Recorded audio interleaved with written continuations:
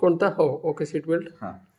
Alcohol, object detection, accident detection, white line detection, sending SMS, temperature and humidity, GPS through आपण location track करतो, bluetooth through आपण data send करतो forward backward. हे बघा इथे हा वाला जो आहे तो ब्लूटूथ आहे.